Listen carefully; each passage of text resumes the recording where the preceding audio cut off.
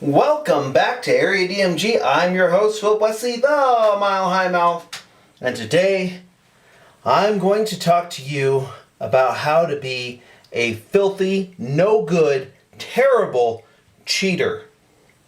And by that measure, what we're going to be talking about today is the Game Genie. A, quote, game enhancer for the original Game Boy. Now, this particular device from Galoob, which will have some more information about the Game Genie and some of the other extras that we're going to show you in this.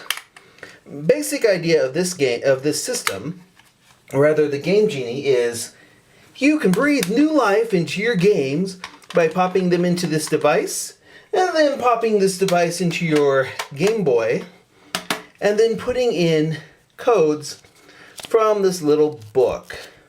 There's a bunch of different little codes in this. There were a couple, you could actually pay Galoob and they would send you code books with more codes every month or so. You could order more. And they have a little, not 800 number right over here.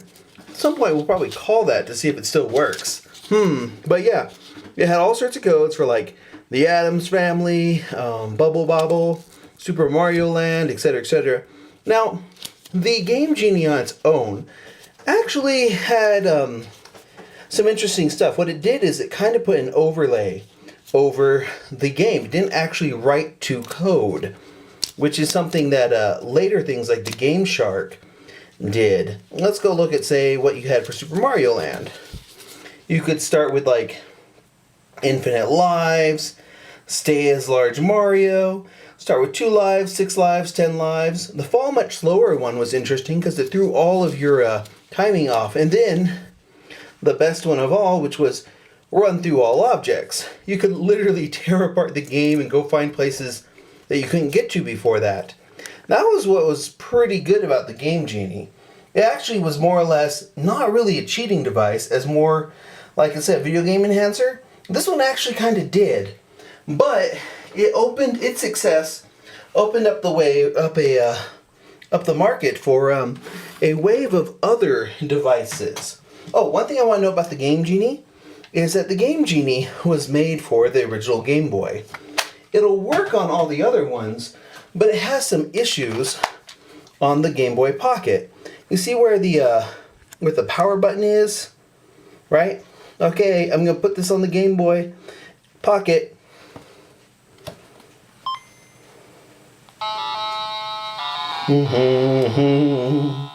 See?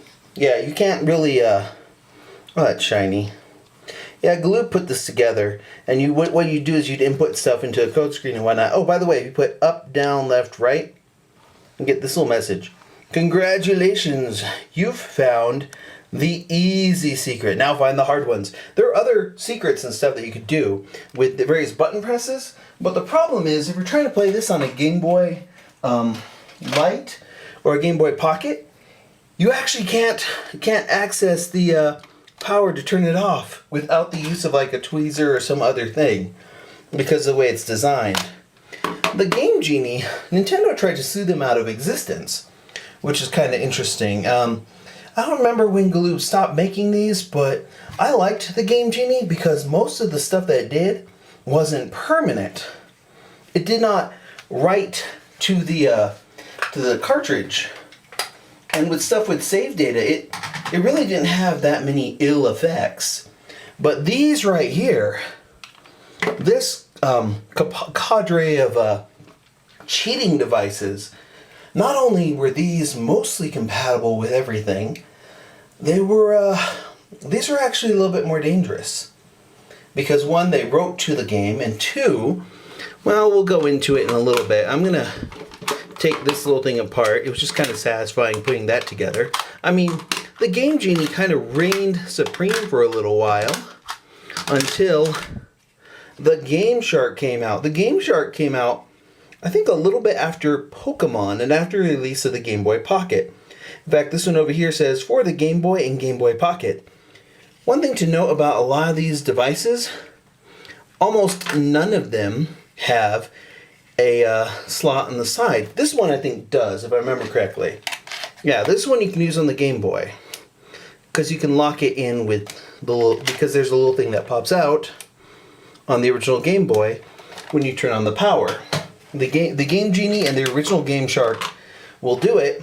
Everything else, you can't turn it on. So with the Game Genie and the Gameshark, this particular Gameshark were the last of these cheap devices to actually work with the original Game Boy. Everything else is Game Boy Pocket and beyond, with some stuff for the Game Boy Color.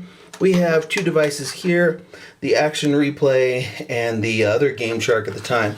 These are essentially the same device, but they were like, I think at the end of the day, I think Action Replay kind of bought like the whole Gameshark stuff. That's weird. You could actually hook up this Gameshark to your PC to update its code database. But yeah, we're not going to go into those too much. What we're going to talk about is what people would buy these for. Here is the Gameshark that works on the Game Boy Pocket and the Game Boy Color. This is the version 3.1. This is the original Gameshark. It had, you know, your codes on, off, and then you could reset it by hitting that top button. This is the one that you could update. This one you could not update like that Gameshark I was showing.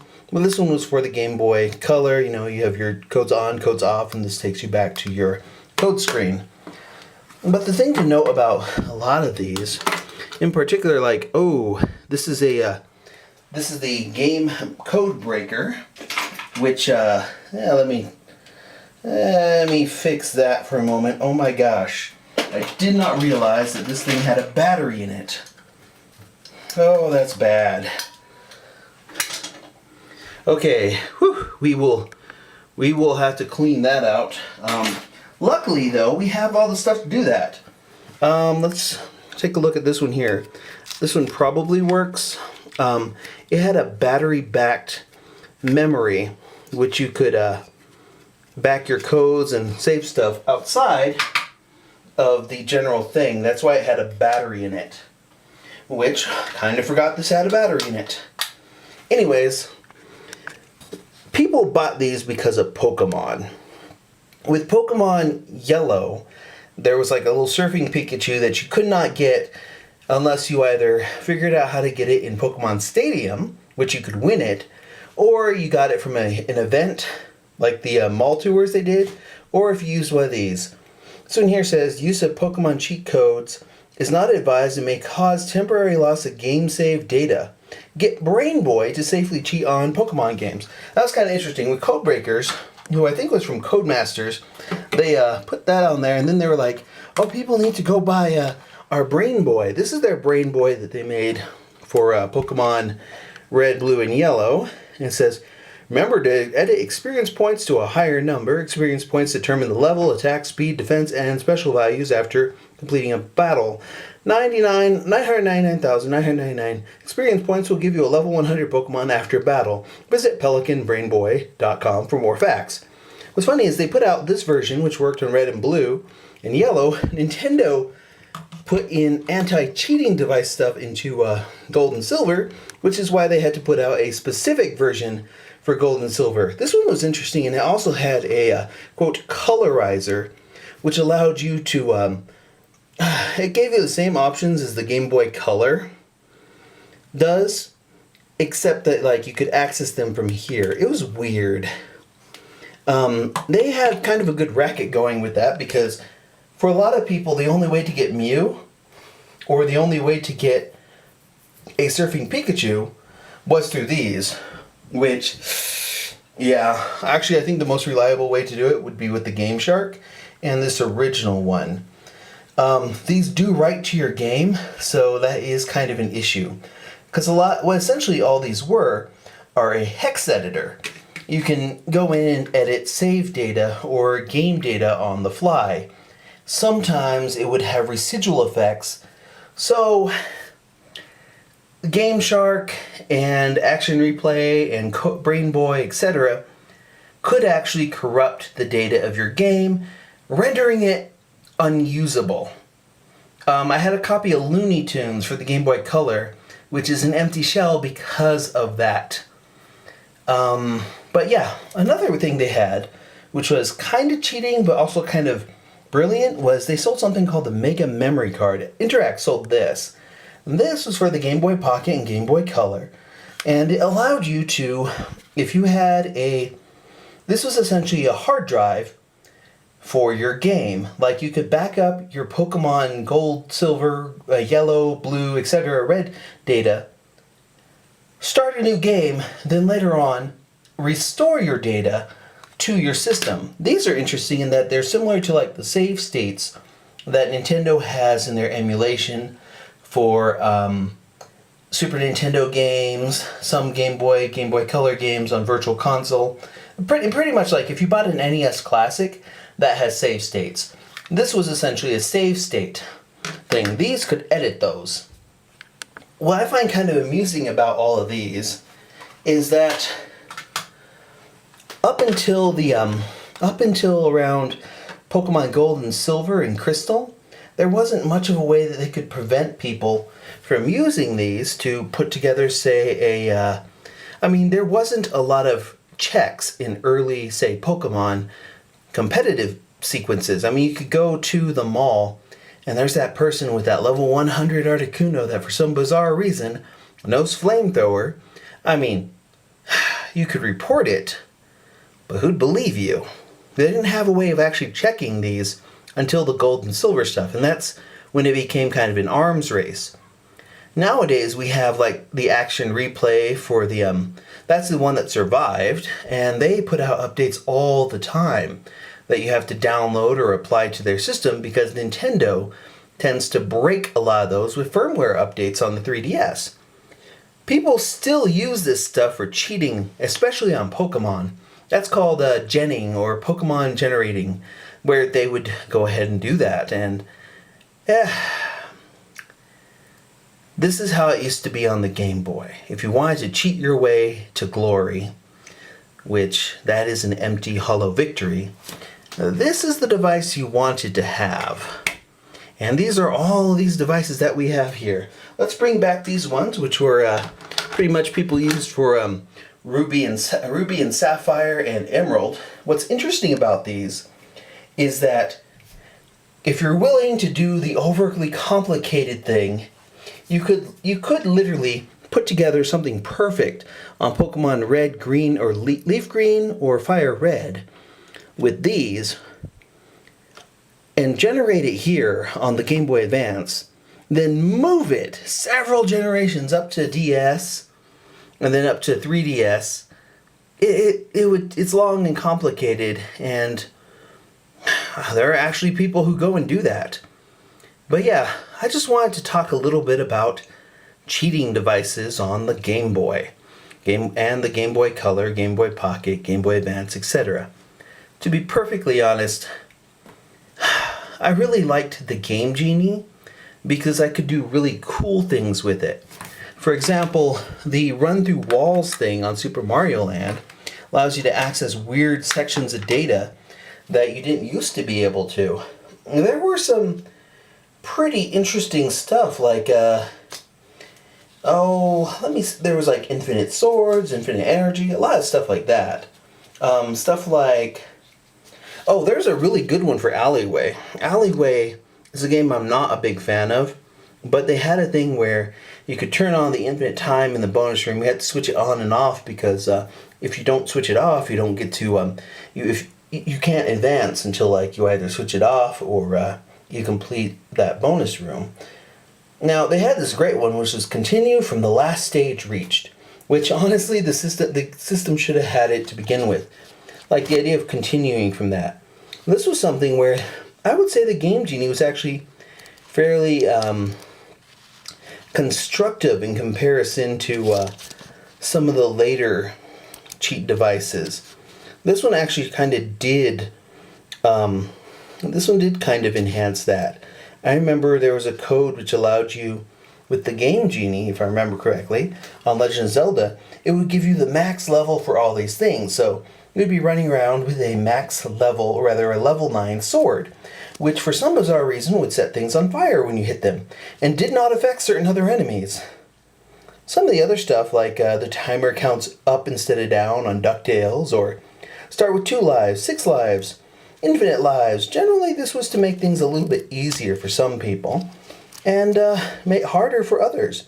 Like, for example, let's look at Final Fantasy Adventure. Poison skins. You can start with a bunch of different stuff. You had immunity to certain items. Weirdly enough, it was in one of the little updates to the Game Genie codebook in which they gave you infinite keys on Final Fantasy Adventure. Which, if you played Final Fantasy Adventure on the original Game Boy, you run out of keys and then you're stuck in a dungeon. You can't get out. You literally have to start over. So you could be in the next to last dungeon, run out of keys, and then you're screwed. You can't do anything. So this actually was able to help people a little with that. But yeah, it also had that neat little compartment in the back to hold your code book, extra money, other various things. And yeah, these are the cheat devices of our youth. So let me know in the comments below if any of you guys have ever used any of these, or if you use them now. Let me know if you bought the Game Genie back in the day, or if you're looking for one nowadays.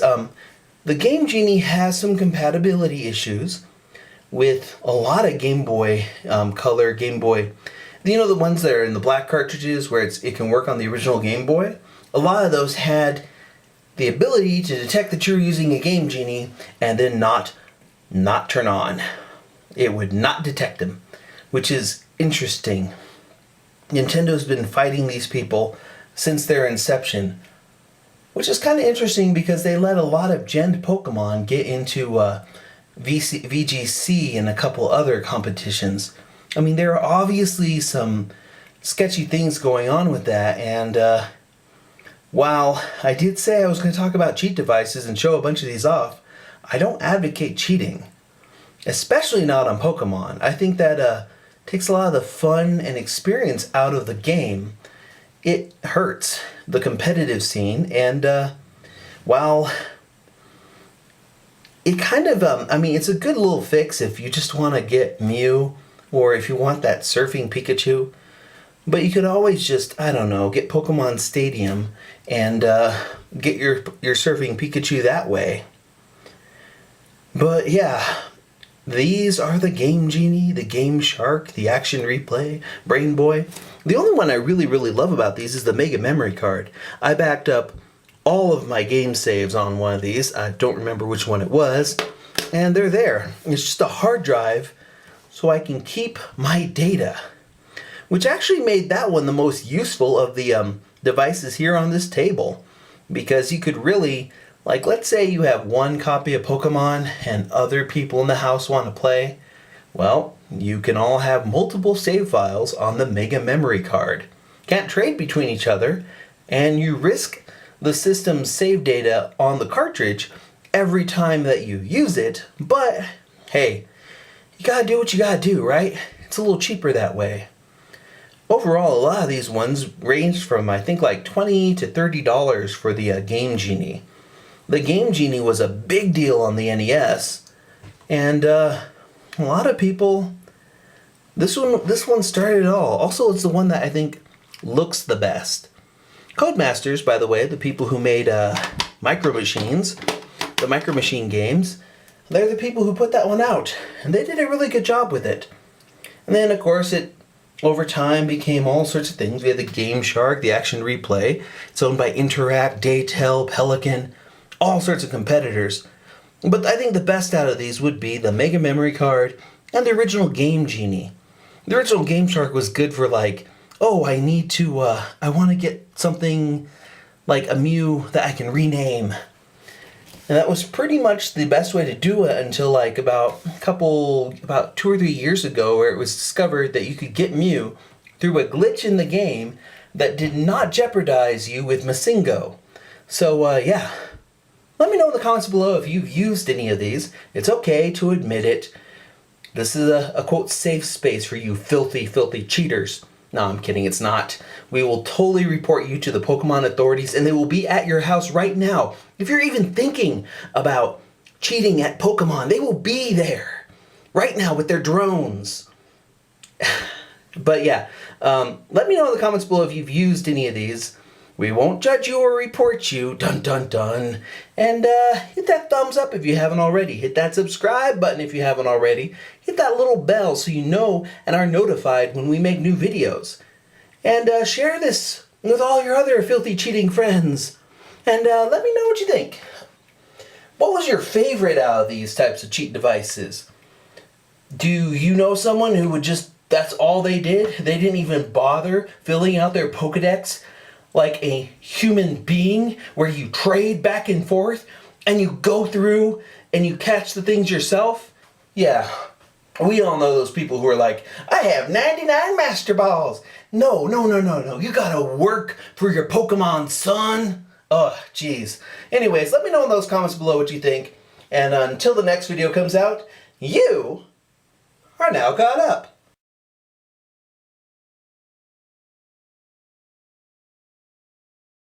I know a lot of people want to send blankets or water. Just send your cash.